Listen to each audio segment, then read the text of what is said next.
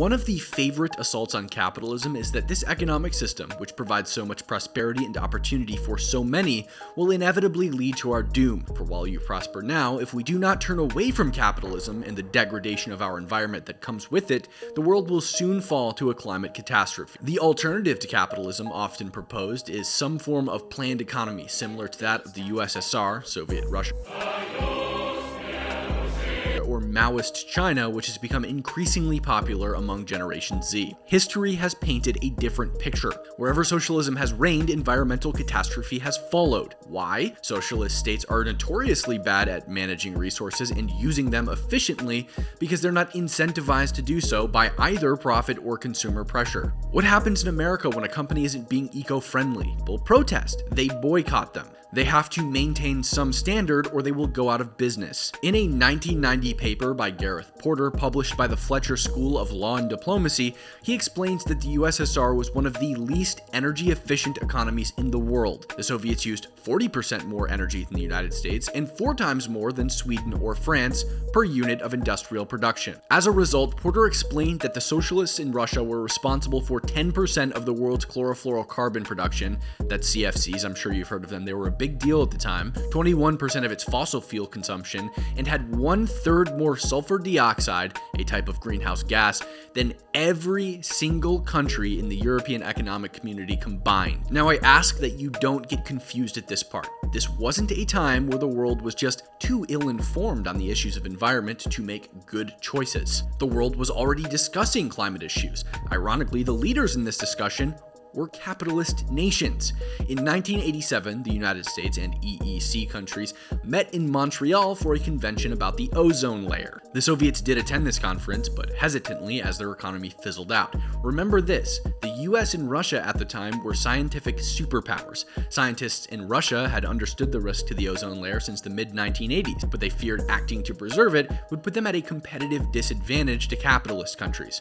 Thus, the Soviets refused to endorse proposals to end CFC production by the year 2000. Little did they know, their country wouldn't last that long. By this time, an internal environmental disaster had been officially acknowledged by Gorbachev. This, however, had been apparent to Soviet citizens for years. According to Porter, 102 cities with a combined population of roughly 50 million had air pollution levels several times higher than that of the official allowable standard. He said that Leningrad's tap water smelled rotten and tasted like sulfur dioxide, which, if you don't know, is known to smell or taste similar to rotten eggs or cabbage, and was contaminated with dysentery bacteria. The Baltic, Arab, and Black Seas had been polluted so badly that they were closed in 1988 due to typhoid and dysentery being reported in the water. Factories caused high rates of asthma, bronchitis, and nasal problems, especially in children. And finally, Porter claimed that the rate of mental illness in mentally disabled children rose 3 to 4% annually over a decade in the worst towns.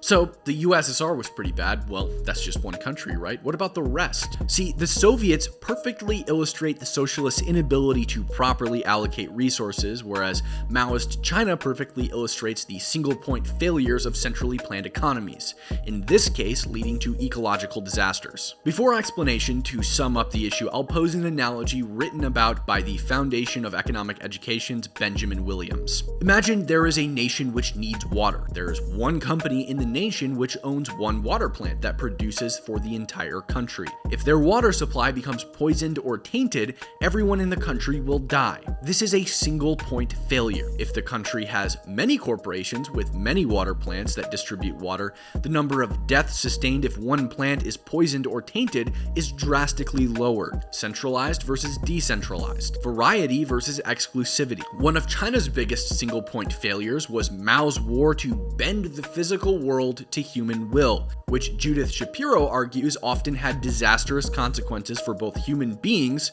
and the natural environment in her book, Mao's War Against Nature. During the Great Leap Forward, Mao ignored his advisors who warned of damage to the environment or overpopulation. The ever-increasing population led to seemingly unending expansion. Farmers were given unrealistic quotas. Grasslands were turned to deserts due to over-farming on unsuitable land. Animals suffered as a result. The CCP seemed to believe believe that nature should bend to the will of man and not the other way around. They launched offensives against sparrows that would scavenge crops. They'd shoot the sparrows or bang pots to cause the birds to fly endlessly until they dropped dead of exhaustion. As it would turn out, crops weren't the only thing those sparrows were eating. Insects multiplied rapidly, destroying harvests. The Cultural Revolution also brought about widespread relocation of industrialization, where heavy industries would be relocated to places deemed wasteland. This process, according to Shapiro, initiated the collapse of rainforest and grassland ecosystems that once supported a, quote, precious range of life form. Shapiro explained further that these decisions made little economic sense to begin with because, again, socialists aren't good at making economic decisions because they have no price indicators, no price incentives, and no consumers to be adherent to, and resulted in deforestation, erosion, desertification, habitat destruction, and falling water tables.